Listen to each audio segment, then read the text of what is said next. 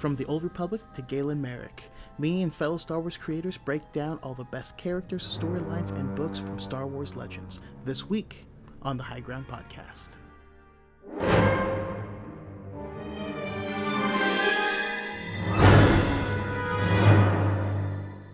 Thank you, everyone, for joining me here on the High Ground Podcast.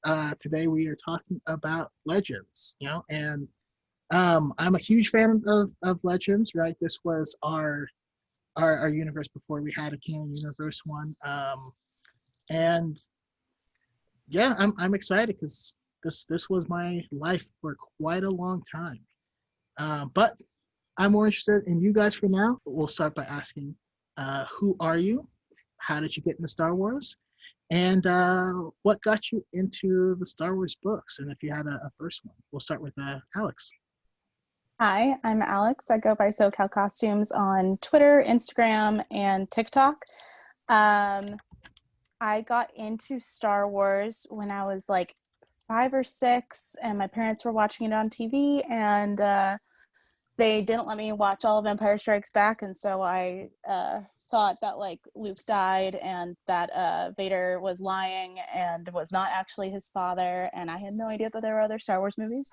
And then when I was about 7 or 8, they were like, okay, let's do the whole Star Wars watch. And so we did the entire thing, and I was like, oh, there's more. This makes sense now. And then we went and saw Revenge of the Sith in theaters. And so that was my first in-theater Star Wars experience. And then how we got introduced to Legends. Yes. It was, I had to think about this one because I was like, how did I find out about Legends? I cannot remember now.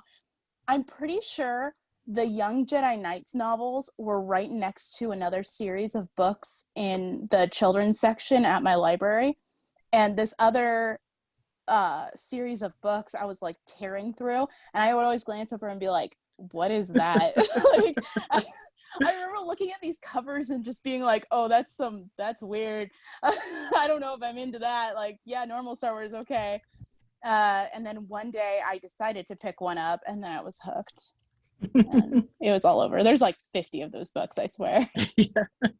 Some of the series just keep on it never ends.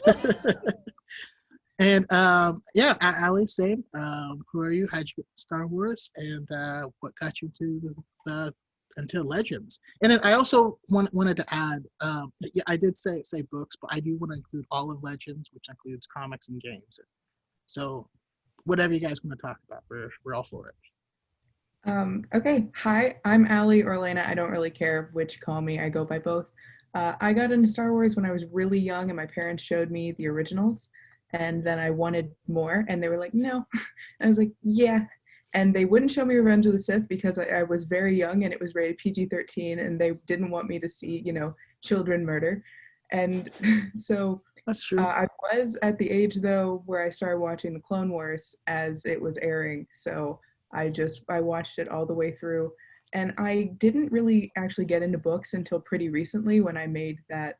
I got into it before I made like that TikTok that you found me from, but I was just desperate for more Star Wars content because I was really getting back into it after the Clone Wars ended. So I started with the Ahsoka novel and kept reading through. And then I was like, okay, Legends time, and started just pulling in more and more. My mom's like, they're not even canon. Why are you reading them? Like, because they're canon in my heart, some of it.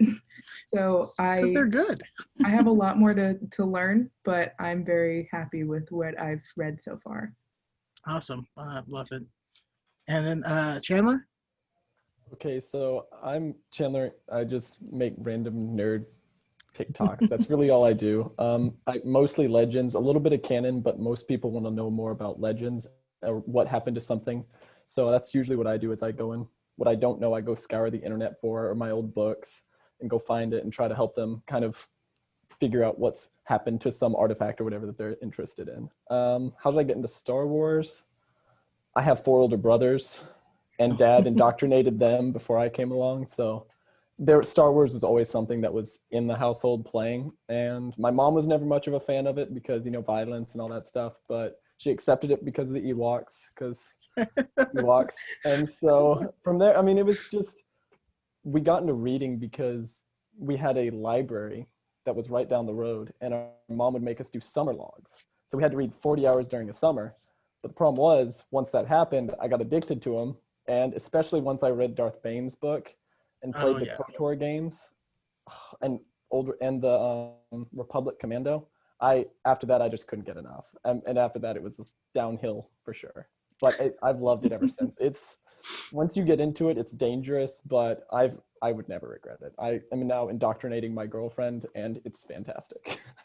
Yep, I still working on my wife in that regard, but it's working. Yeah, and everyone's heard it already, but I grew up watching an old VHS tape of Empire Strikes Back, and that's really what got me into Star Wars. But I actually, after the prequels came out, I kind of left the fandom, right? There's a lot of negativity. I was one of the very, very few people on the planet who liked the prequels, and I get a lot of crap for that. So it's like, all right, I'm just not talking about Star Wars with anyone. But much later, actually, my good friend Joel, had already been listening to these audiobooks, and he's like, oh man, you got to check out this part. And it was the Revan book, and there's one part where I don't know if you guys read it, but he sees his mask for the first time in a long time, and it's a spicy moment. And I was like, yes, this 1,000 times this. And so yeah, I did spend a lot of time looking for audiobooks, and then later, I had a job where I was working outdoors. It's my own company. I had headphones in like 14 hours a day, and you run out of music, you catch up on all your podcasts, and what's next? Audiobooks. And so yeah, I just did Star Wars audiobooks, and went through a lot of them, a whole lot of them. But yeah, I just want to move forward. So I'm curious, who are your guys' favorite characters for Legends? And then also, well, it sounds like you guys kind of heard about this after the news that we were going to have an official canon. But if you hadn't, I'm just curious how you feel about the canon versus Legends thing. So yeah, that and your favorite few characters. Allie? So my favorite characters, I feel like this one's kind of controversial, like at least among my friends. I always loved Mara Jade. I remember like, seeing about her as I was growing up, and then all of my guy friends were like, no, she's stupid. But I've always had like a place, and exactly, I've always had a huge place in my heart for her. And also Siri Tachi. I miss her so much. Yeah, the Legends and canon news didn't really affect me much because at that point I was kind of like, I'd fallen out of love with Star Wars a little bit, and I kind of got back into it with The Force Awakens, so it didn't affect me too much because I wasn't reading at that point. But yeah, Mara and Siri, I love them both so much. Yeah, awesome characters. Obviously, I'm a fan. Chandler?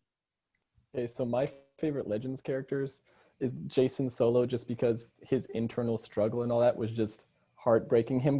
Following him through the books, have him be the good guy and being the ultimate good guy who's always willing to sacrifice everything to do what's right, to have him be the bad guy at the end was just, especially because it was like 14 books or something later, it was just so, I was so invested in the character, but I still loved him. And then the other character is a guy named Bardan Jusik. He's not very well known, but he's a Jedi who becomes a Mandalorian afterwards because he's tired of the Jedi's lies. And so he leaves because he's like, hey, how can we have slaves as the clones when that's clearly against our code and we're living a lie? And the Jedi, of course, are like, well, it's fine. Ends justify the means. So he leaves and goes to Mandalore and lives with a couple of the clone commandos from the Republic Commandos game, which is sick. So I always love that game. Yeah. Sorry, what was his name again? Because I don't remember that character. Bardan Jusik. He's only in that one book series, but I was obsessed with the game when I was young. And so I had to get every bit of information I could about the commandos, and then he was in it too. And I was just like, a former Jedi who's now a Mandalorian. My like teenage mind just exploded. And I was just in heaven.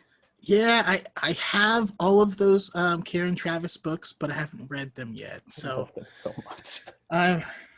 Man, now I feel stupid. But for me, Jaina Solo is my girl, and for a lot of the same reasons that you were talking about Jason, because again, you know what I mean.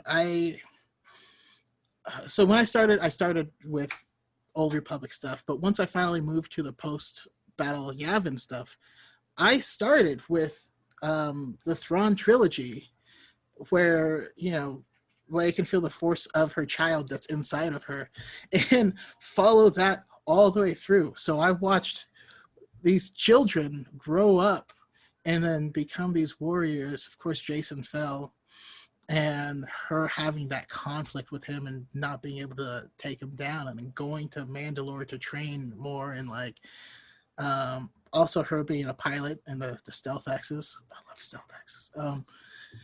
Yeah, it was so cool. And then also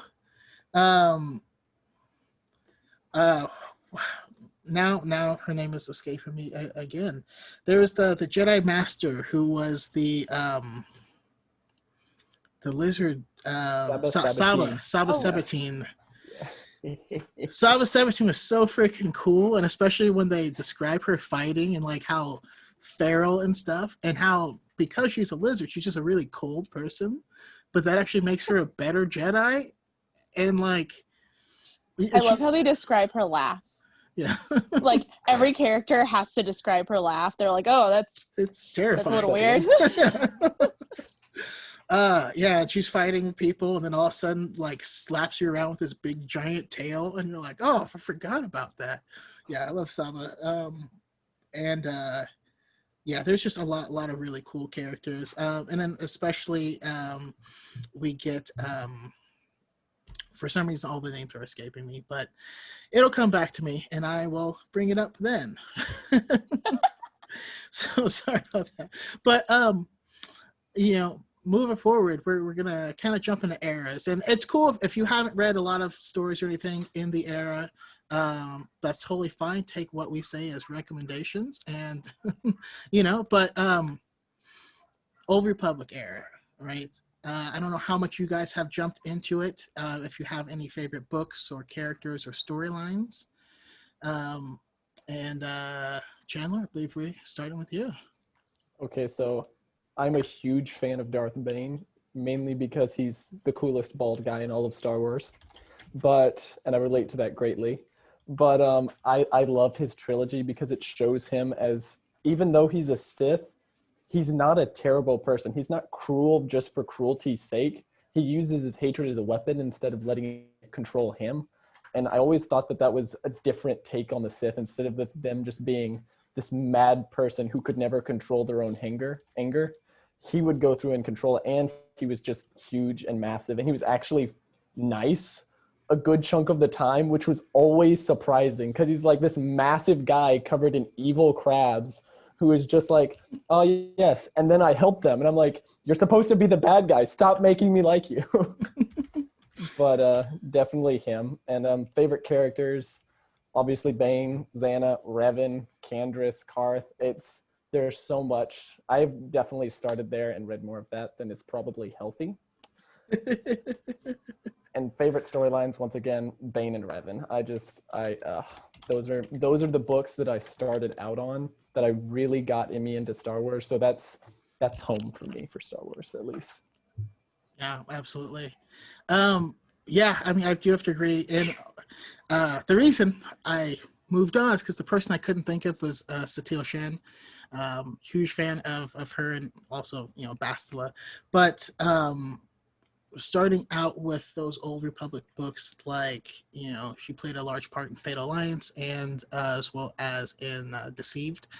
Always been a big fan of her. Car in Deceived, having another Kifar with the psychometry. There's some cool storytelling there, but Bane is my guy. I mean, just like you said, If for anyone that hasn't read the Darth Bane trilogy, I highly recommend it. I will send you copies of it, because the character starts out as just a dude who's a miner. He doesn't even believe that the Force exists, and he doesn't care about the Republic or the Sith Empire. He's just like, I just want to not be here on this planet. And the way that he learns what the Force is and like grows in it is just like it's really unique and special. Just like you said, he's not the bad guy. He's just like, no one cares about us on these planets. The Republic doesn't care about us. The Sith don't care about us. We just have to do our thing and to protect our people. And he does it, especially when he's in the army. He's like, he's my dude. Alex, how about you?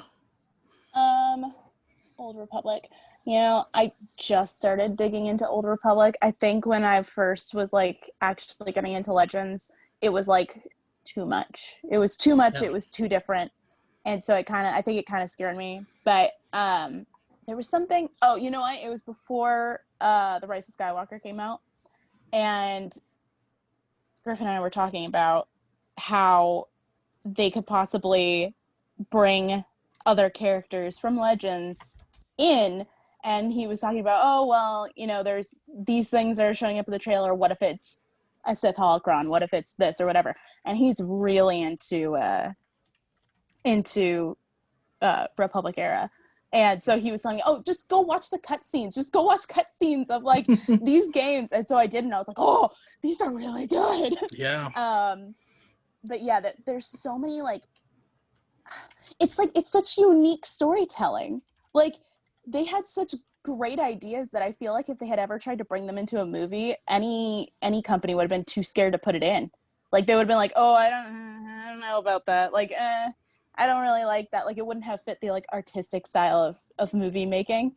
But it was so cool that I wish they would, because that's kind of a great point we're at, is Old Republic still a thing?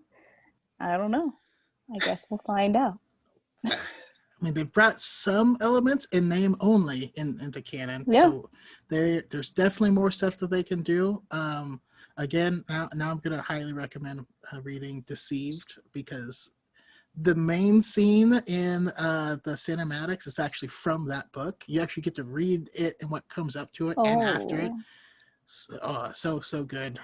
Also, I have reading material now. Elliot, your thoughts? Also, I have to add that Cream Puff 81 says that your room is so pretty, which I agree. But yeah, your thoughts? I also just kind of got into Old Republic recently. I'm almost finished with Revan right now, and that's kind of my first one. I definitely agree that it's a little bit daunting because there's just so much of it, and it's just it's a lot. But I will definitely be taking these suggestions. A bunch of my friends have been yelling at me to read the Bane trilogy for like weeks now, so I will be doing that next. Yes. Yeah, highly recommend. Again, I think it's one of the most important reads in Star Wars because it teaches you about the Force like really deeply. But I will say I'm a little scared to even bring up like plot points, because like if we're trying to introduce people to Legends, I feel like I don't want to say too much or else I'll spoil something. It's fair, and that's why I'm trying to be a little bit vague in some things, but at some point you got to be like, all right, this stuff is over 6 years old at this point, so right, because everything past April of 2014 was canon. Yeah. So all of this stuff predates that. I mean, spoiler alerts only go so long, man. You know? Bruce Willis was a ghost in The Sixth Sense. It's like people who are still mad about Endgame spoilers, like, no, the movie's been out for a year and a half. Please sit down. I tell all my friends, listen, you get 2 weeks. If something slips out after that, like you didn't want to see it bad enough to care. So yep. That's my 2 cents. Unless it's a book, I give it a full month. Anyways, Moving forward in time, we jump to like we have the era of our films, right? We have stuff from the prequel era and from the original trilogy era. And there's so much there. There's some things that even though they are legends, they actually don't conflict with canon. I mean, the Revenge of the Sith novelization is one of my favorite things ever, even though it's not technically canon, it's canon adjacent.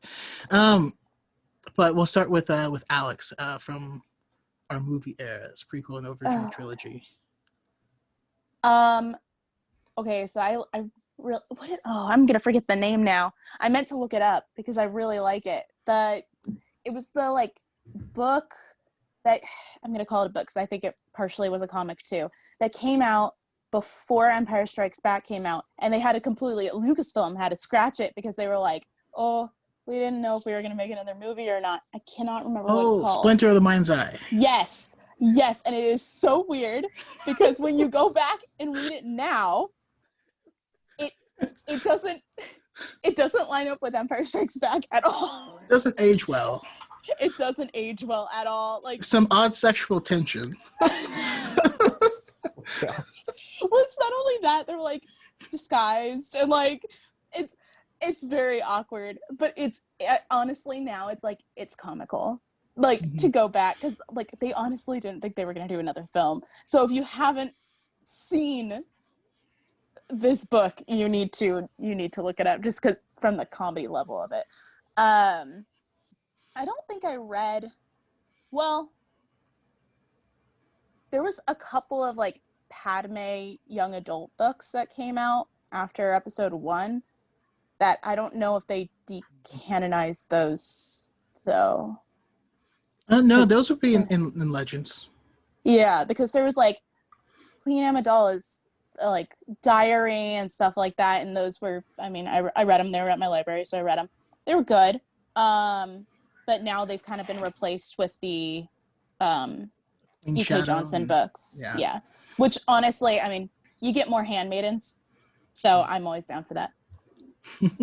I really want to have a panel of just girls and just talk about those 2 books because I know I'm missing stuff. There's a lot of nuggets in there, but absolutely, those are some of my favorite books ever. I have one sitting right here. Okay. I'm in the last 5 minutes of the audiobook for the second one, and I think the reason I haven't listened to the last 5 minutes is because I don't want it to be over. I was listening to it while driving, and like the epilogue of Queen Shadow, I literally had to pull over to the side of the road. I was like, I couldn't handle it at all. Yeah. It's oof. Yeah, I'm not gonna lie. The beauty of audiobooks is that all of a sudden traffic is awesome. Yeah. How long is this gonna be? Cool. You know. Except when it ends and then you can't get the next one to start. Yeah, that's true. That is accurate. You're like, no. Ali, how about you? We got our movie era. So obviously the Kenobi novel, I feel like that is where I started, and it has just a really like big place in my heart. I've also seen some of Splinter of the Mind's Eye, and I was just very, very confused. But that is correct. I love the Kenobi novel. I feel like it was just so well developed and so well done. Favorite characters, again, Siritachi. I love her. I wish that she was canon. And I know that technically, like some of the like Jedi Apprentice books don't conflict, so a lot of people still see them as canon, but she's still unfortunately completely in Legends, which makes me sad because I miss her.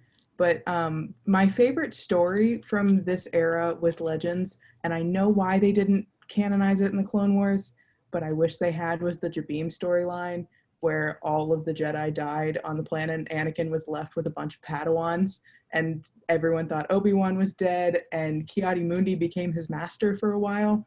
I know that that was too far for them to go in the Clone Wars, but I would have loved to see like some little like side story or something in Clone Wars style animation just going into at least an aspect of that story, because I loved it so much and I miss it. I really do. Yeah, it's man. especially the Kenobi novel. I love that so much. The ending of the Kenobi novel just makes me like, you know, my brain is hurting. And so I will say that the leader of the Tuscan warriors with the one eye with the ruby is canon. Ashrad Het? Yes. Mhm. She has been canonized. We don't know much about her, but she is in canon. I love her. Yeah. Badass. I love her. Chandler, your thoughts?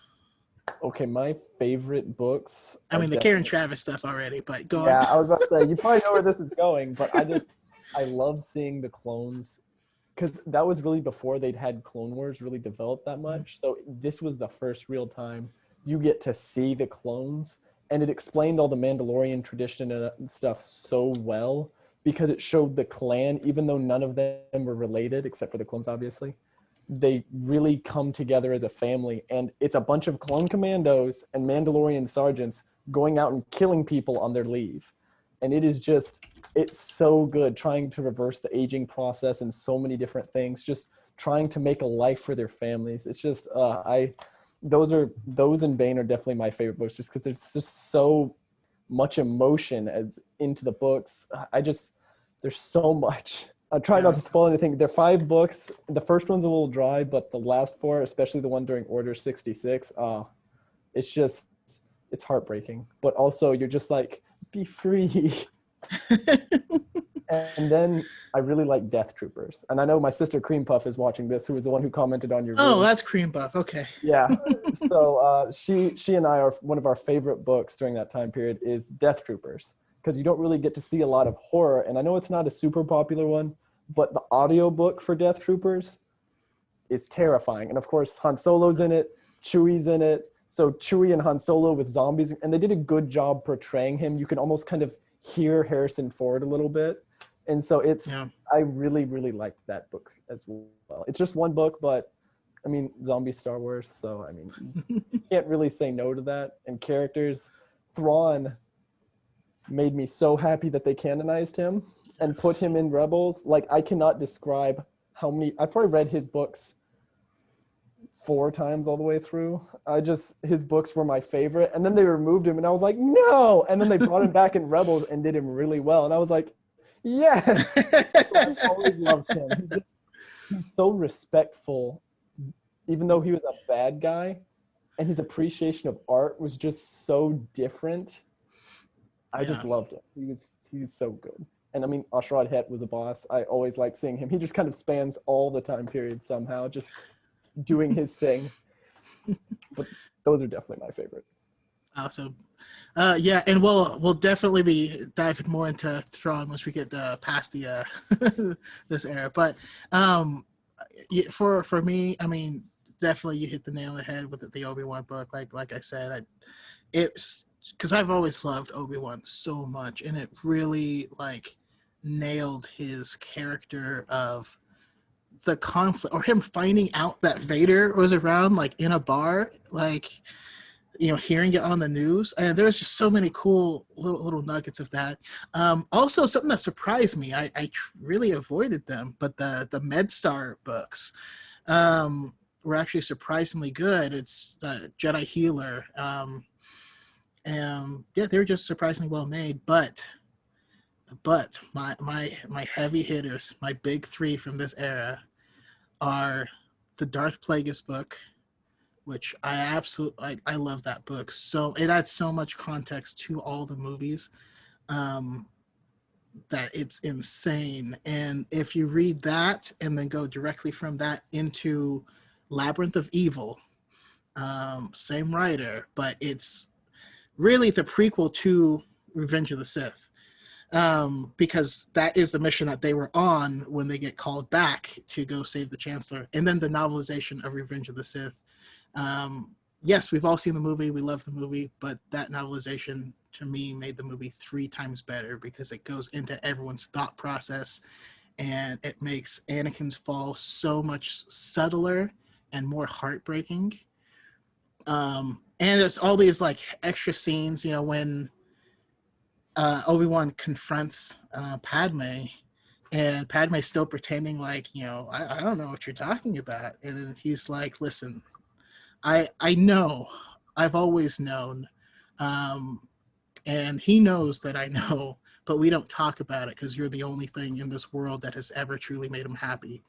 And like, you're just like, oh man, don't do this to me, man.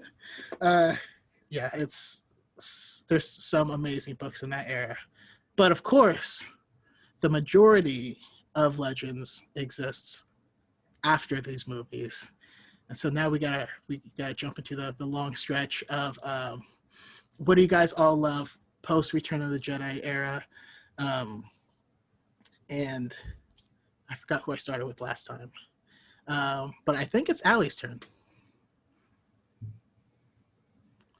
Sorry, I was muted. Hello. Obviously, Jaina and Jason, they aren't my top two characters for all of Legends, but post Return of the Jedi, I have not been quiet on my TikTok about how I prefer how this Legends went over how the sequels went. I still like the sequels, but I just think the way that they demonstrated Jason's fall to the dark side and managed to do it in such a beautiful way without just copying Anakin. Like, I love Anakin, but he did it to save one person, and Jason did it to save everyone that he possibly could. And I love him so much. I think about him a lot. Jaina, badass. I love her too. And literally just all of the books that they're in, I love them all. I've been working my way through those audiobooks, and I love them. And Thrawn. I was also so happy when they recanonized Thrawn. I love these books, and I don't know what it is, but I've always kind of preferred the non-force sensitive Star Wars antagonists, because I feel like the fact that they're able to cause so much destruction without wielding a lightsaber and without having the force just shows how powerful you can be. Like, the Jedi and Sith aren't the be all and end all of Star Wars. There are absolute tactical geniuses who can cause so much destruction without having like the hallmark of Star Wars. And I was so happy when I saw Thrawn in Rebels. Like, cannot even explain the absolute just joy I felt. And he's by far my favorite Star Wars antagonist. Yeah. Also, real quick, because you talk about Jaina and Jason, I'm curious what your thoughts are on Alana Solo. I was always kind of iffy. I just didn't resonate as much with her as everybody else, but still, I just love all of them, really. And can we agree that actually, real quick before we move on to everyone else, I have to do a quick lightning round. Saddest death in canon. Was it is it Chewbacca, or is it Anakin Solo? This is not a lightning round question. Or do you have another one that you want to throw into the mix? Yes, Ali, we'll just do a quick lightning round. Saddest death in Legends. Or actually, we can start with Chandler if you want. If you want to. I gotta say Chewie. I love Anakin Solo, but Chewie was just such a huge part of like my experience with Star Wars growing up, and I was literally heartbroken. I was like sitting here sobbing. My mom's like, "It's not real." I'm like, "I don't care." It's real to me. Now we're getting the Star Killer stuff. Anyway, Chandler. For me, my brother had read the books right before me because we got them from the library at the same time. And he didn't tell me, thank God, but I got to him and I was like, and he had just finished the next series after that as well. And I was like, they come back, right? And he was like, nope, neither of them come back. They're both dead. And I was just like, it was just indiscernible Chandler noises in my bedroom. But like, I loved Anakin, but Chewie was just there for so long. Okay. He was just such a pinnacle of Star Wars. He'd been there since episode 3. And I mean, he was still only like middle-aged for his species. It was just so sad. And his wife and Lobaka and all of the family. And I was just like, that for me, it was definitely Chewbacca. Freaking Yuuzhan Vong. Alex, your thought? This is not a quick question. This is not. Okay, so here's the thing. Chewie's death just kind of made me mad. It really did. And I feel like if it had been anyone other than Anakin, then I probably would have cried, like if Han had been there. Or if it had, like, I wouldn't have wanted it to be Han, but like, I don't know, it just made me mad. For whatever reason, Mara's death, and there were a couple Jedi later on that, like, while they weren't super focused on, while listening to the audiobooks, I had tears. Like, I don't know why. Chewie's death just pissed me off. But yeah, Mara Jade's death definitely got me. That's how Okay. I feel about his like fake death in the sequels. I was like, that Yeah. is a cheap shot. Are you kidding me right now? Okay, look, I knew about it because a friend of mine, we don't do spoilers. We just read the whole synopsis beforehand. So I knew about it going in, and Griffin's sitting next to me, and the ship explodes, and he's like, "Are you kidding me?" And I'm like, I thought he was gonna get up. He was gonna leave the theater. He straight up was gonna leave. I had to keep him in his seat. I was like, hold on. And I'm like, thank God that they only gave us like 30 seconds of actually thinking that he was dead, because people would have left. I was like, the shock that I felt when the ship blew up, I was like, there's no way they just did that. And then he walked through, and I'm like, are you kidding me? Like, I didn't want Chewie to die, but It was the a troll anger I move. felt when he was alive, literally 35 seconds later, I was like, why? Why did you? You feel the need to do this to me. You've done it to me twice now. Yeah, it seemed mean. So at the beginning, I would have agreed with you that that Chewbacca's death was sadder, but I mean, I did love Anakin, and Anakin was the youngest kid. Normally, it's not the youngest kid that goes first. No. And especially how unique and powerful he was, and his affinity for machinery. But then the thing that got me, and just like Padawan also brought it up here in the chat, is when they go back later and there's like that droid that was reprogrammed to think it was Anakin. Do you guys remember that?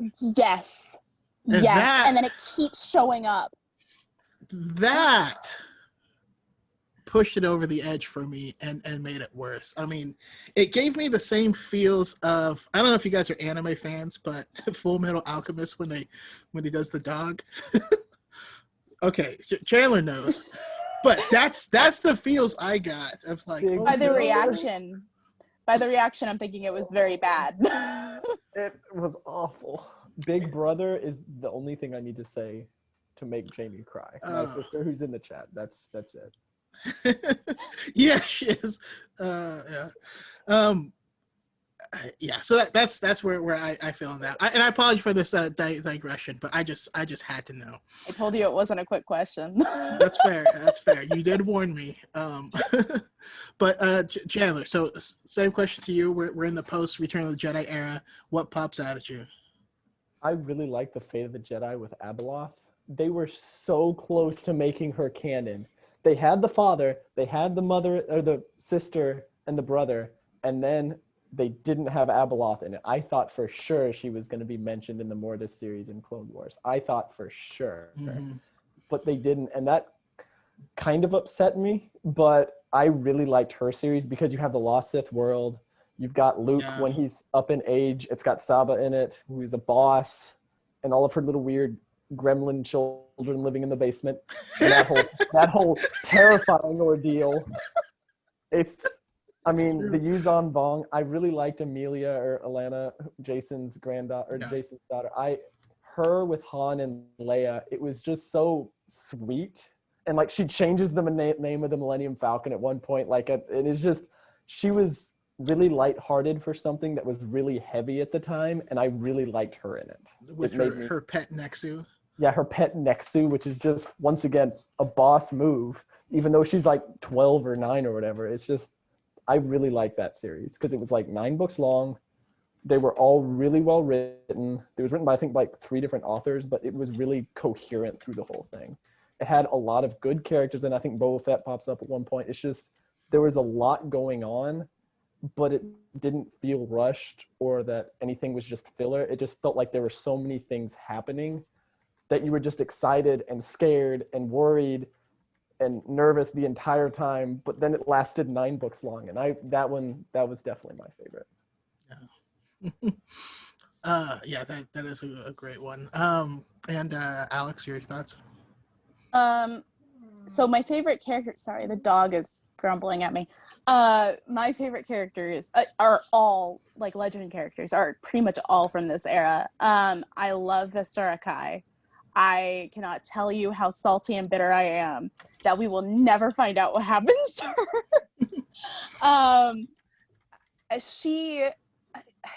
It was so interesting to see someone who had been raised in a post-Empire Sith culture. Like, that was so bizarre. And also, like, I'm not going to spoil it. Never mind. But she's amazing. And, like, her outlook on the galaxy is also fairly entertaining. Like, she's just so, like, get the job done. Just get the job done. Why are we spending this time talking? Just get the job done.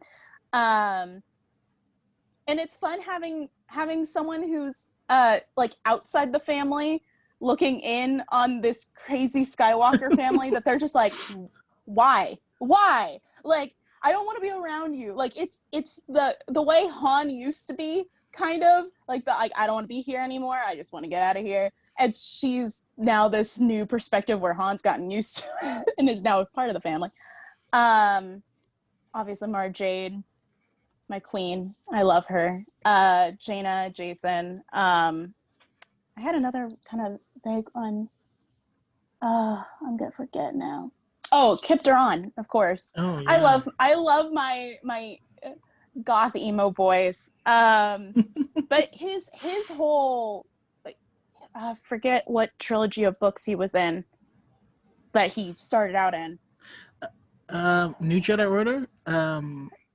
Was it New Jedi Order? Was it Kip Duran? No. Because he's the one that stole the Sun Crusher, right? Yes. Yeah. And he was like a stormtrooper, and they were like keeping all these young kids on this coal mining planet.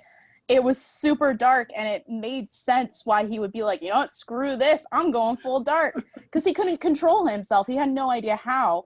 And I love that they decided to bring him back in a more major way than in the New Jedi Order, and he was still a scumbag. Like, he was great. I loved him so much. And his and Jaina's dialogue back and forth is some of my favorite. Personally, my favorite book from this era is Dark Apprentice? Dark Apprentice, right? It's in the New Jedi Order series. And nobody likes it. It's literally just me. Everybody else hates this book, and I love it. And it's mostly because of the two of them. But yeah, I feel like the final Fate of the Jedi, it had such great politics in it. Like, I'm usually not here for the politics, and like, it had really good politics. Like, okay, now you've got kind of like Civil War, Marvel Civil War. You've got the government wants you to sign this document saying, you know, there's a whole bunch of you, like, what happens if you go crazy? Yeah, what happens? The Jedi are going crazy right now. They're like, yeah, but still. and like, what are the consequences of that? What are the consequences of having a setup on multiple different worlds throughout a galaxy of these super powered kids? Like, it kind of just makes everybody go, oh, we're screwed. Like, I was working while listening to them, and I just had so many moments where I just like put my head down and I was just like, no, I mean, I get it, but no. It's such a great series. Yeah, for me, I mean, again, we've talked a lot about Fate of the Jedi and some about Legacy of the Jedi as well. I mean, Legacy, watching Jason try to turn Ben and make him go dark side, and like how weird and abusive that relationship was like, it's really interesting, and I did enjoy that a lot. I didn't enjoy you. I was like, ooh. You know what I mean. You know what I'm trying to say. Also, I mentioned it before, but the book was well, now I can't remember the book, but when Jaina first goes up against Jason and she can't beat him, and she knows that she can't Exile, beat him because I of think.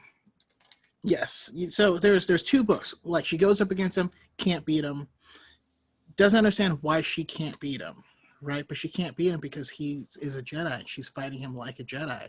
And that's when she goes and trains with the Mandalorians and learns all these cool techniques of like, yeah, you only use a lightsaber like this because it's a lightsaber and it cuts in all directions. You don't know how to use a sword.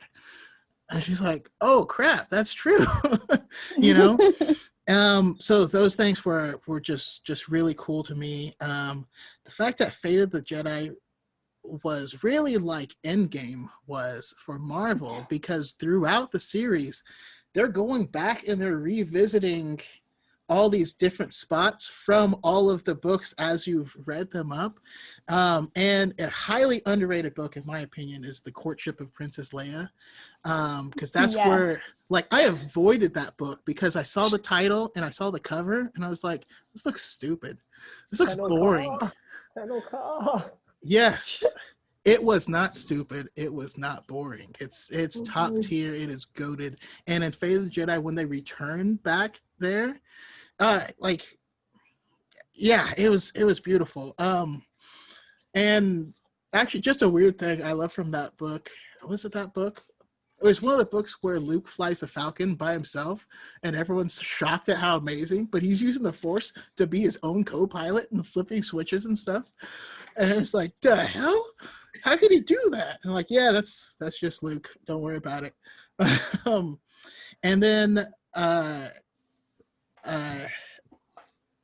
you know, we kind of skipped over, you know, the Thrawn trilogy and duology, but those were incredible because we had never seen a character like that before. Now we know what to expect, and he's still amazing. But when you're unraveling this thing and you have no idea what's going on, okay, yeah, we have cloaking now, but you can't, it's not useful for all these reasons. And he's like, that could be useful.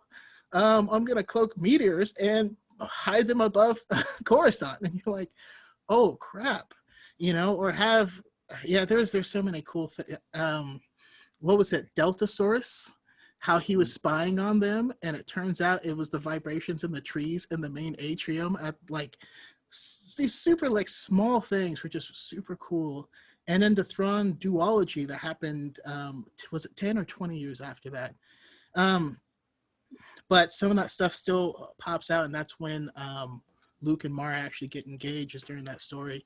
And there's just a lot of really cool, a lot of weird stuff that happens, but there is a lot of really weird stuff that happens in canon too, like early on when Luke falls in love with the sentient spaceship that and then it downloads its mind into his friend, and then he's like dating her now. It's like, that's a weird concept, the whole Callista thing.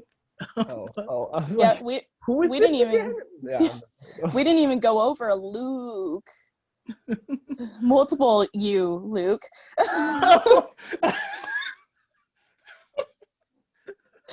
How do you say it? Luke.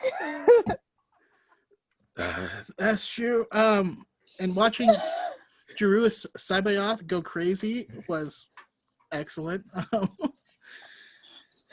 But yeah, there was just so much awesome stuff.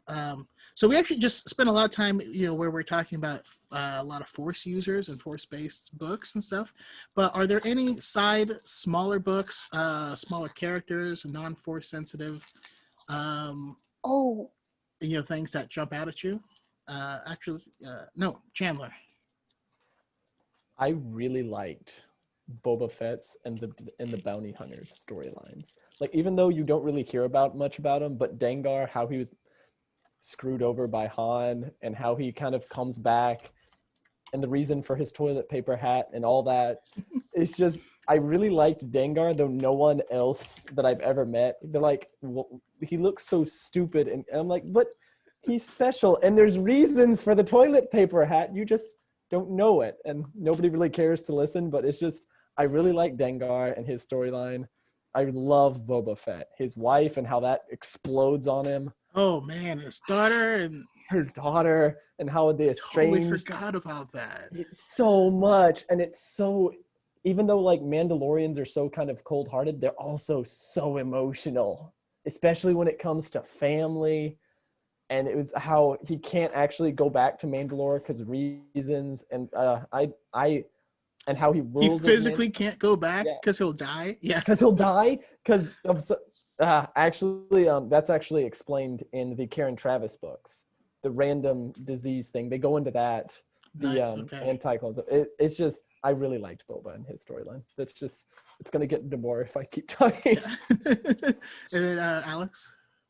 There is it's from past celebrations. They did 3, I think it was 3, it might be 4 now, live shows with voice actors, a lot of Clone Wars voice actors actually, and it was a Han Solo Smuggler series, and I'm gonna forget all the names. It was Smuggler something, and then Smuggler something, and each one was different.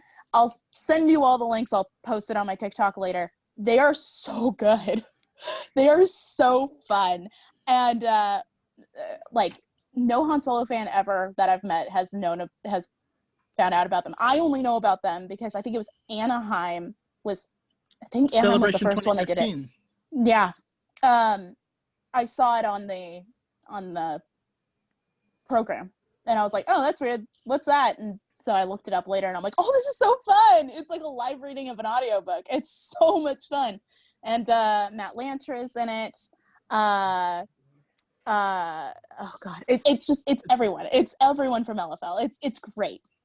It's really fun. Awesome. I look forward to you sending that. Ali, non-force sensitive books or characters? Obviously I already talked about Thrawn, but I completely agree about Boba Fett. I never really got any of the hype around Boba Fett until I started getting into books. I was like, he literally died after like 23 minutes of screen time. Why is everyone so obsessed with him? And once I started reading, his character was so much more complex. And I'm still interested to see if he's actually going to be in The Mandalorian season 2. But I kind of want to see how they like evolve the fact that he was part of Mandalorian culture, but he was only like sort of Mandalorian. Like he was a clone, and he didn't have the brotherhood with the clones, but he wasn't strictly a part of Mandalorian culture. So I really want to watch them like develop that part, but just dog. Sorry. I love Boba Fett now. I literally did not get the hype. I was like, why? I don't get it. But Thrawn, I will go back to him. I will talk about him until somebody forces me to shut up. I love him so much. Yeah. And then for me, there's a character no one ever talks about her. At least I don't, but I'm a huge stan, and that is Winter.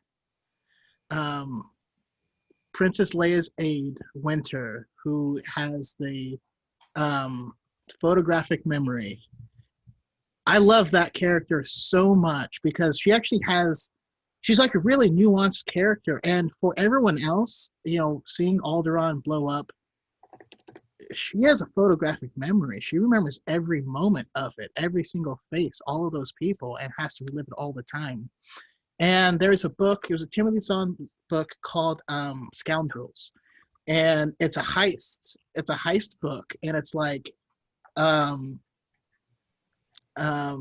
it's a Han Solo, it's Lando, it's Winter, and like these other characters. And they're planning this big heist on this like gang while Black Sun is also being part of it, and then the Empire is also coming in, and there's so many like little weird factors involved that it's really interesting. And it's a Timothy Zahn book, so it's good. And then the end of the book just it's just incredible as well. Like true heist fashions where things don't go how you think they will.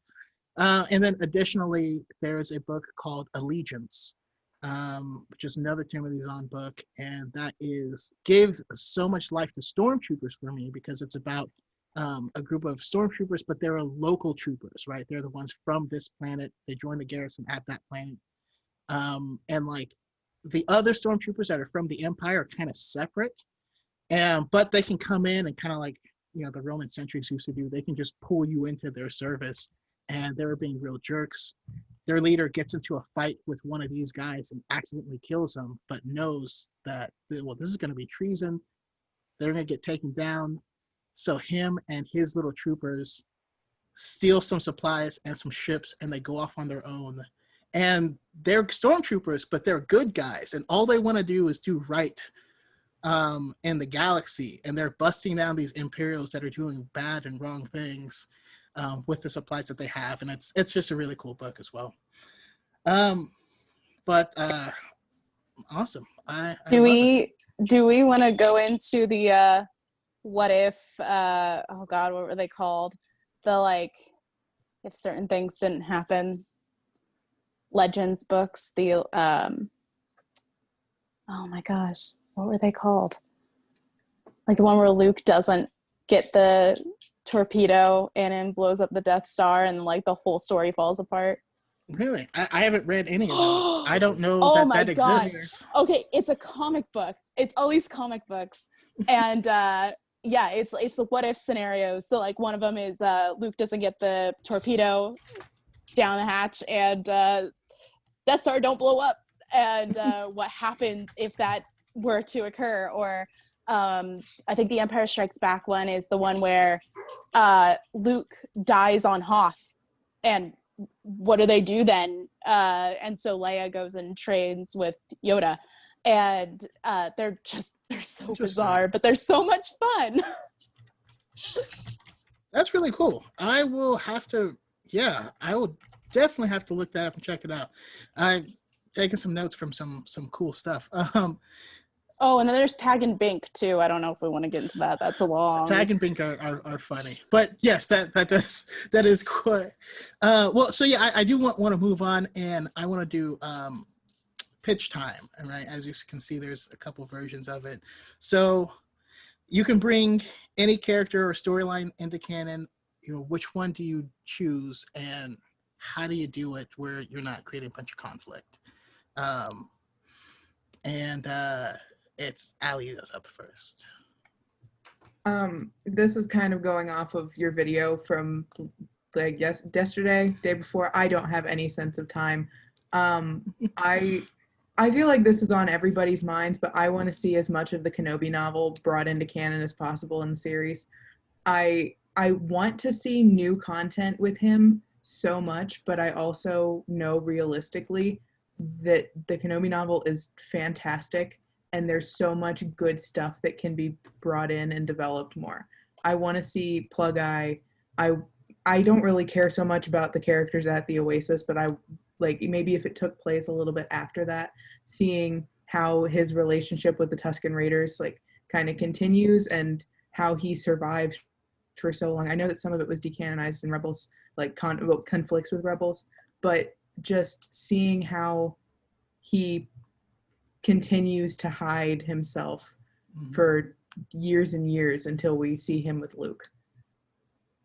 Yeah, and there's so much. It's just fascinating because he wants to be a hero and wants to save people, and he just can't do it. Exactly.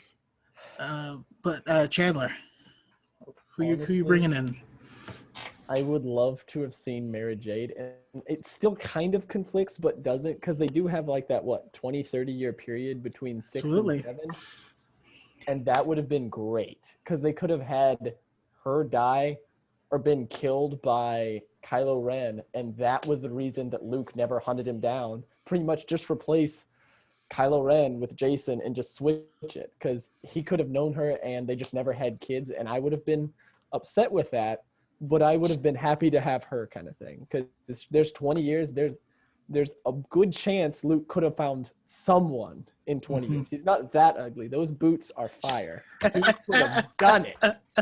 Like, I really would have liked to see her, and it's still possible. Like, I'm still holding off hope that they'll have like a small TV show, and the reason they don't mention it in the movies is just that he's too heartbroken, and Leia and the rest are just too afraid to talk to him about it. They're grieving with him, and like, it kind of doesn't conflict, but does a little bit. It can be made to work, in my opinion, but that's mine at least. I agree. I love it. Alex? So yeah, Chandler totally just stole my prompt. I literally had the exact same thought. The exact same thought. I was like, well, there's been whispers of Emperor's hands, and like, technically that whole part could plausibly stay intact, and like, well, and I kind of think about it like Thrawn too. He didn't come back the exact same person he was when he was in the books. He came back a completely different person according to who you ask. But they would have had to change her anyway. I would love to have her back. I think I told someone the other day, I said, just give me Mara Jade. I will be the happiest Star Wars fan for the rest of my life. Like, honestly, if I had Mara Jade, I'd just be like, yeah, cool. I'm good. Like, kill her. I don't care. Like, she exists. That's all I care about. Validate her. That's all I care about. I think I'm gonna go out on line here for my girl Mara Gav. I would love for Boba Fett to have had some form of family and bring her back. So that would be awesome. Of course, she would have to be changed too, because she's not going to have her encounters with the other solos that don't exist anymore. I mean, there are so many characters that could come back with like no conflict, and I can't think of a single one. Oh, Dala would be cool. I feel like, again, your storyline would have to change. It's just not going to work anymore. That's okay though. Yeah. I mean, you can do it like a little bit of bending, and it works. I mean, yeah. To me, like, a couple things pop into my head, because even though I hated the character, I love the stuff that he brings. But Thraken Sal Solo, God, what a douche. But but there was just a lot of cool conflict of, like, you know, Han finding out that he actually has a family, and like, but he really hates them and they suck and stuff. So there could be, of course, in that situation, the last name wouldn't be Solo, but he could find that he has that, you know, they had relatives as well. And additionally, like you said, there's a whole time period, you know what I mean? Like, the sequel trilogy was not a continuation of the previous trilogy. It is a new trilogy for a new generation, right? It's about the next generation. That means that there is still a ton of stories about Luke in his prime, doing his thing. And there are a lot of awesome things. So I want Luke in his prime. We already know that he had a journey similar to like Jason, where, you know, all the Jedi relics and all this stuff have been destroyed and stuff by the Empire. So he has to go out and seek Force-sensitive groups to learn things. And I need to see that, and I need him to find out that a pocket of Dathomir witches weren't killed. You know what I mean? And I need Tenno Ka brought in. You know what I mean? Like you could probably finagle that if you tried. But yeah, there's also having a lost tribe of the Sith in general. Simple idea, brings a whole new group. They have different philosophies because they grew independent of it. I don't know if I want the creepy eyeball ship, like, with the... It was so weird. It was so disturbing. I hated that. I hated it so much. But yeah, other than that, it could still work. All right, so the next pitch. Now you can greenlight any story you want, right? It doesn't have to be something that you're bringing in. You can just, it's your own story, insert it in any period of time, whatever. And Chandler, we're on you.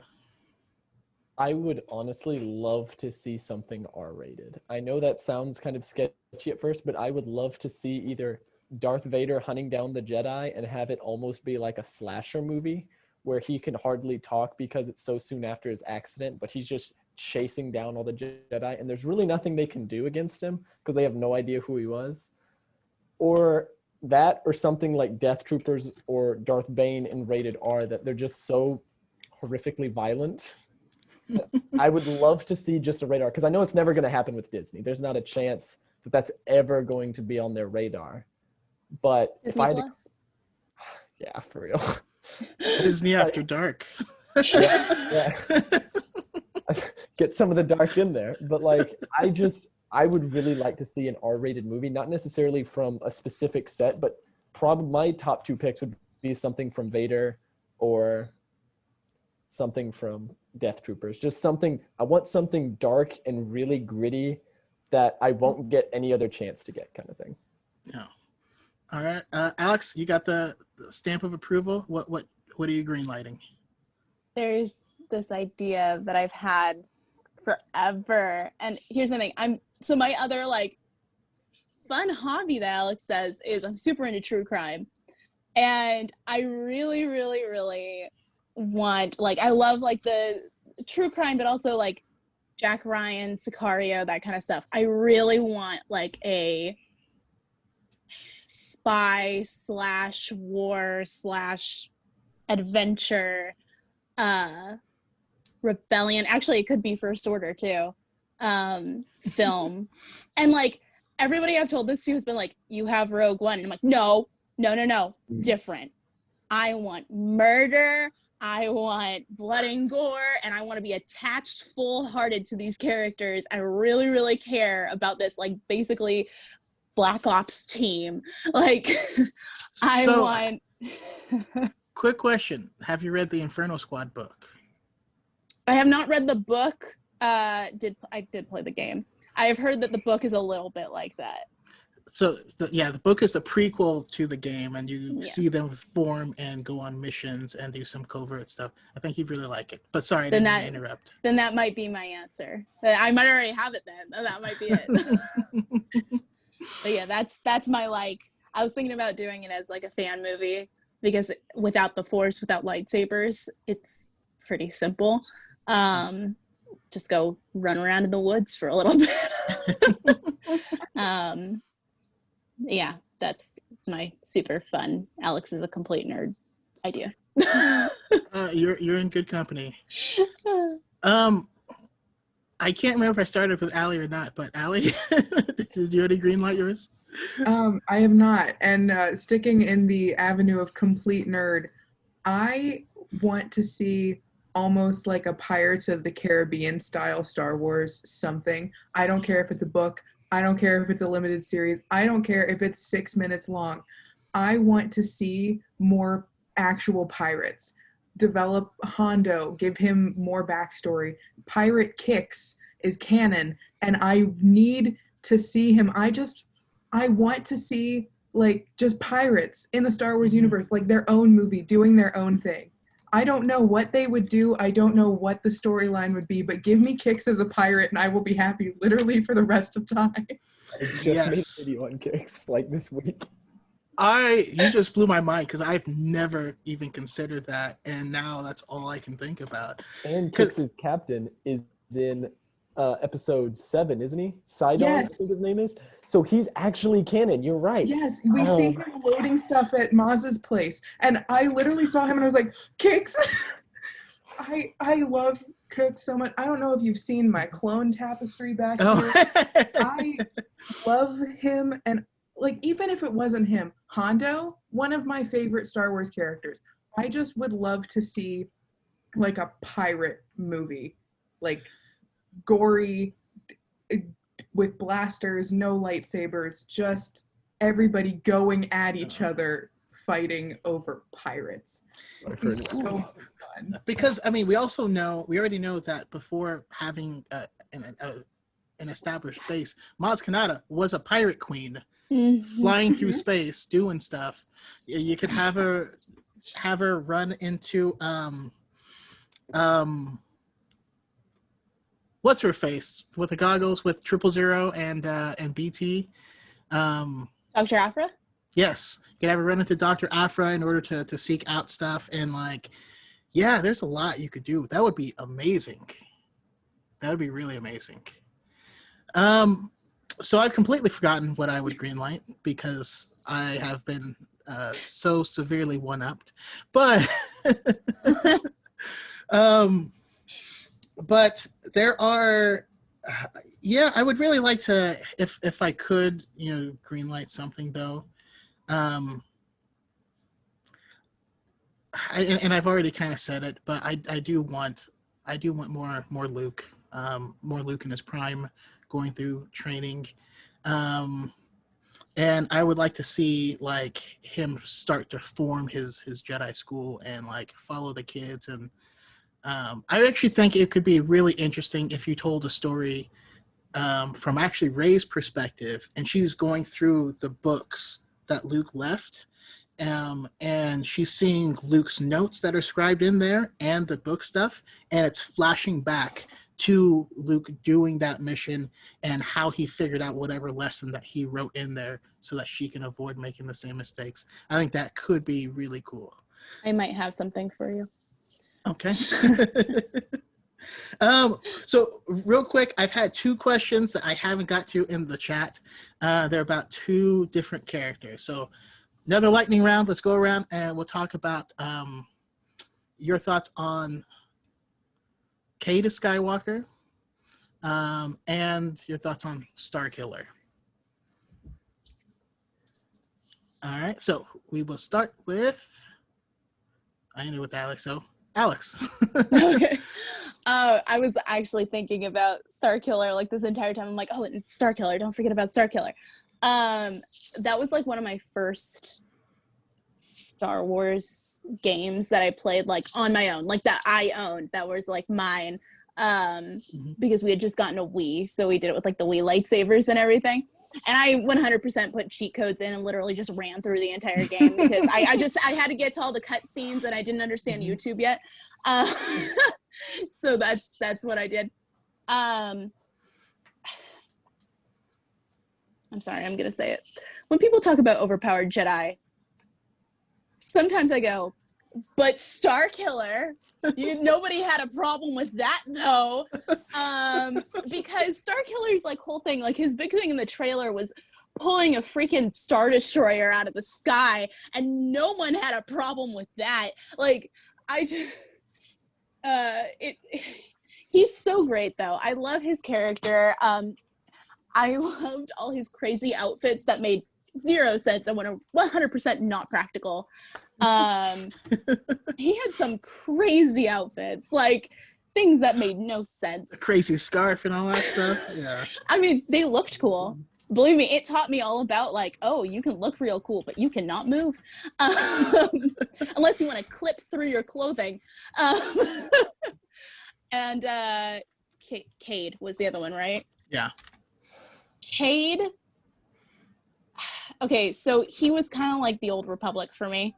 Cade was one of those that it was like, it was just outside of my interest zone. Like, I saw the cover, it was in my young adult section at my library. I totally meant to, I think my thought process as a very, very young adult was, I'll start with the young Jedi with Jason and Jaina being young, and then I'll blow through all the way. And I just never got there. By the time I got through the end with Jason and Jaina and everything, it was like a couple months before The Force Awakens came out. So I never got there. I've been meaning to go back and read them because I've heard they're very good. But yeah, I don't have a huge opinion of Cade, unfortunately. Okay, that's fair. And Allie? I am in the exact same boat. I also have, that was a little bit out there for me. It was just a lot to try to get into because it was so far after everything. And at that point, I was like, we're going to stick with the timeline that we know. So I also don't have much of an opinion of him, but I have heard good things. So I am going to try to expand that knowledge. Starkiller, I love him. I know I shouldn't. I know he's a terrible person. I absolutely love him. He's so overpowered and so ridiculous, but I just love him. He's so overpowered. Like, people were complaining about Ahsoka stopping Maul's shuttle. Like, did you watch the trailer? Exactly what I'm saying. Disintegrates a bunch of troopers, and you're like, that's not a okay. What was it called? Like a force tornado or something? It was like being able to pull people in a circle and then also electrocute them at the same time, and then you blow them all away. It's like, can everybody do that? Because that would be a nice power to have all the time. It's just like, why have we never seen any of this stuff ever before? Oh, and it was a Disney property too. It was a Disney produced game. So I love Starkiller. It's so ridiculous the things he's able to do, but I love him for it. I mean, I still tear up when. Anyways, I'll let Shannon. I'll let you go. Okay, You already know when I tear up, so. I love Starkiller. The characters were really well developed. I loved his drunk blind Jedi. It was like Proxy. I loved Proxy. Proxy was like a C-3PO who wanted to stab you all the time. Just fighting Vader is insane. That battle scene was just the best because it feels like I'm fighting Vader as this guy. Because Galen Merrick, he didn't have a lot of personality with him, so like as a small impressionable boy, I was like, it's me. And I loved the games, and I was so sad when they decanonized him, but I loved like how he'd pop up occasionally in some of the newer books, and they'd be like, yeah, we don't talk to him because we don't know if he's going to help us or kill us. So we just leave him alone. And then Cade Skywalker, I totally don't have his action figure or his comic book at home. I only bought it because I saw a Jedi with a shotgun and body armor, and I was like, I need to own this. Because Jedi, he's the most un-Jedi-like Jedi that they can be. I mean, he's addicted to drugs. He just does all of alcoholic, everything. This man is a roller coaster. He belongs in rehab, not in a Jedi temple. This man is just out there doing all of the things, and I'm just like, you know what? It's fine. He's fine. It's Cade. Good-ish. Yeah, he's a Skywalker. It's what they. This therapy section of the Jedi Temple. Exactly. Luke pops up and is like, "Come on, man!" And he's like, "Shut up! I need another drink." Pass me another Corellian ale. I really liked him just because he was different. He wasn't the stereotypical Jedi. He was the opposite. He would fit way better as a Sith, honestly, because he was just like, okay, if I can't shoot him with my shotgun, I'll have to stab him. And once again, Jedi with a shotgun, that's an awesome band name for sure. You guys playing instruments? Like, let's do this. So for me, I was gonna say I play flute, so so hardcore band. Gotcha. Yeah. So personally, I never liked Cade. For the same reasons. Alcohol. You know what I mean? But but that's also around the time that was before I got into reading the books, though. So I wonder if that could be part of it, right? Because growing up, one of my buddies, he had all those comics, and so I started reading them. And I made it through most of them, but I didn't connect with the character. But it was much later that I really delved into the books. Starkiller, on the other hand, I do love the character. I love playing the game. It was such a blast. You just kind of turn your brain off and hit people. Also, I'm trying to think of what year, because it also, like, I had like, I was also a big fan of Naruto growing up, and so, like, you're charging up your lightsaber with lightning and stuff, and you're like, yeah, Chidori. And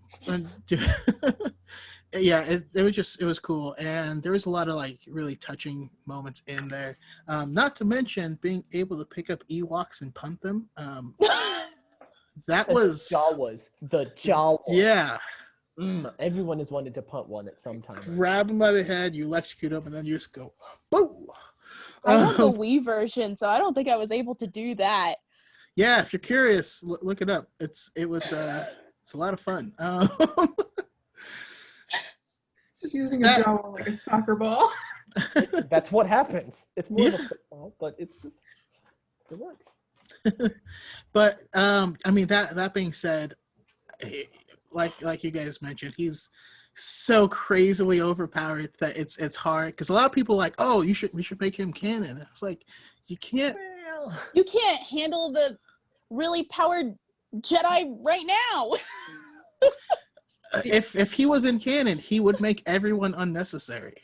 If he was in canon, they would have to severely just take away his power, and then everybody would be mad anyway. Yeah. Like, you cannot put him in Star Wars as he is now and expect it to just work. He would just have to care so little about anything but himself and Juno, that he's just off doing his thing. They're like, hey, we need you to help us. And he's just like, no.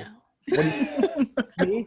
Good luck. I'll just pull down your Death Star and crush it, I guess.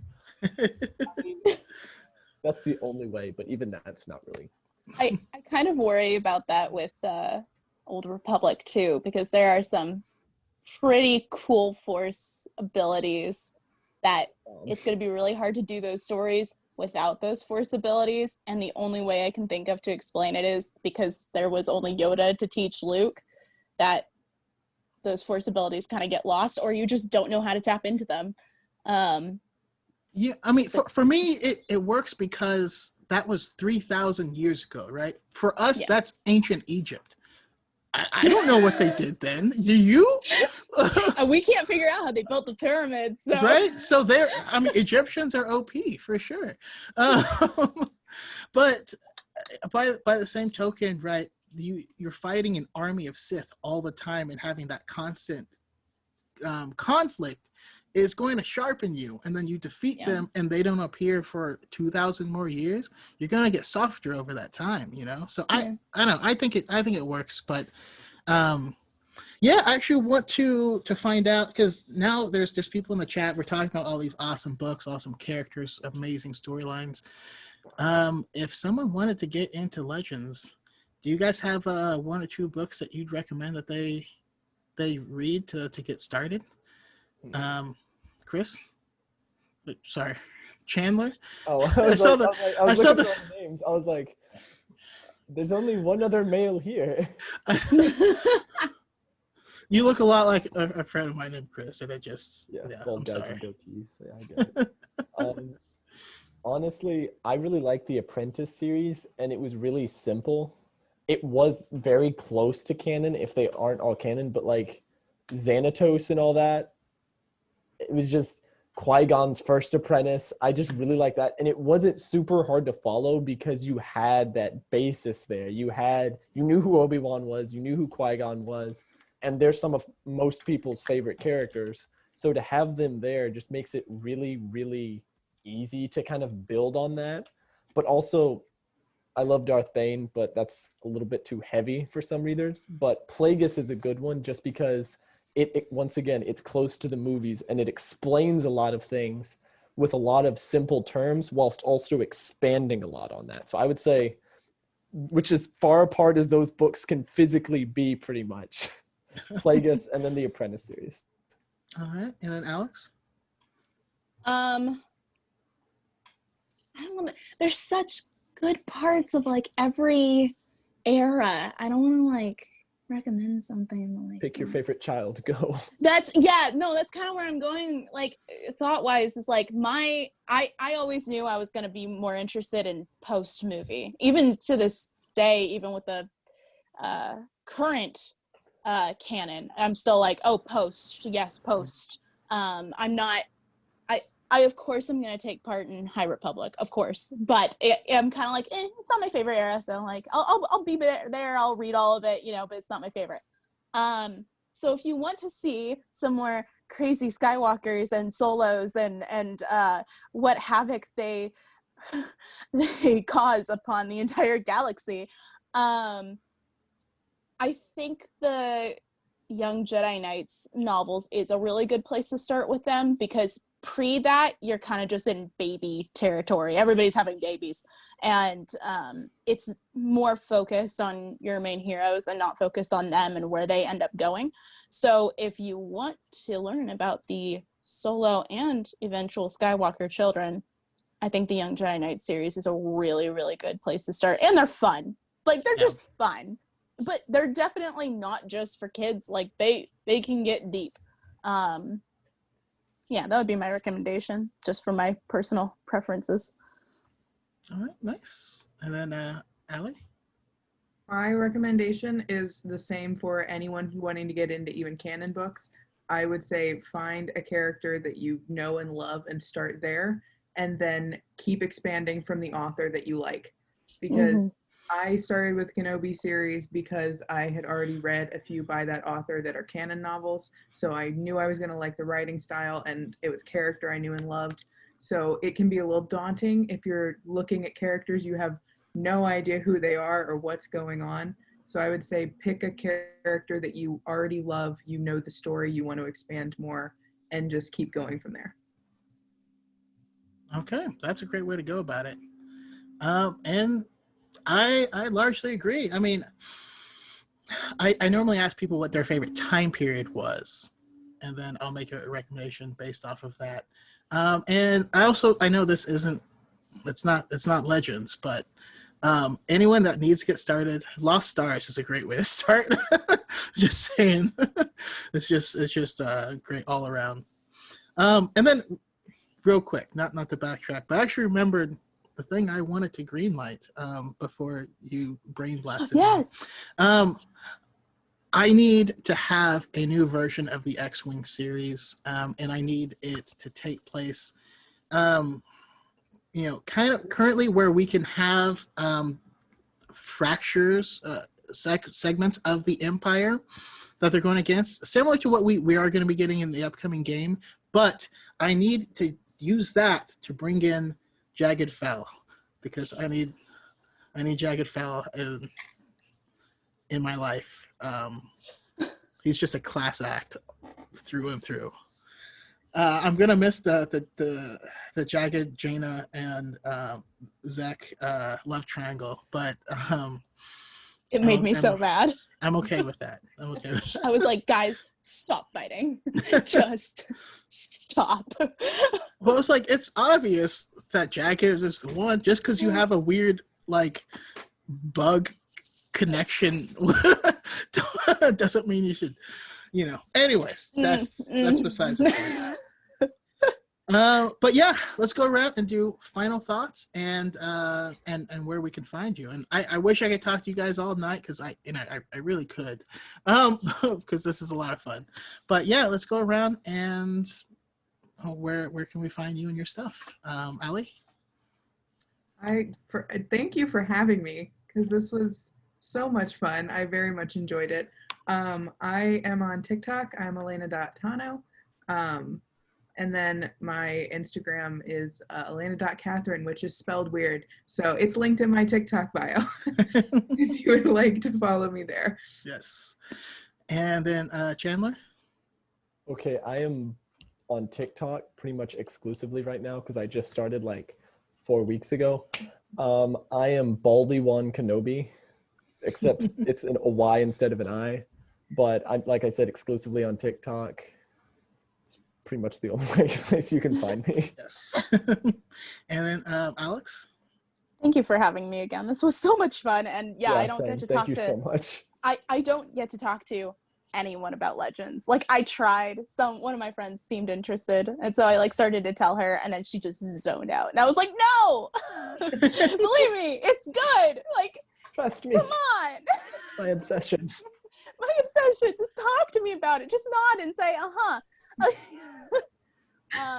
But yeah, I love Legends. I separated it differently in my mind, and I have so much respect for those authors and how much time and love they dedicated into it, even though they knew it was kind of thankless, and that they could totally get rolled over, and they did, and they're still out there, and they still love their characters, and I just appreciate how much work they put in, and they are super fans. They are superheroes in my book.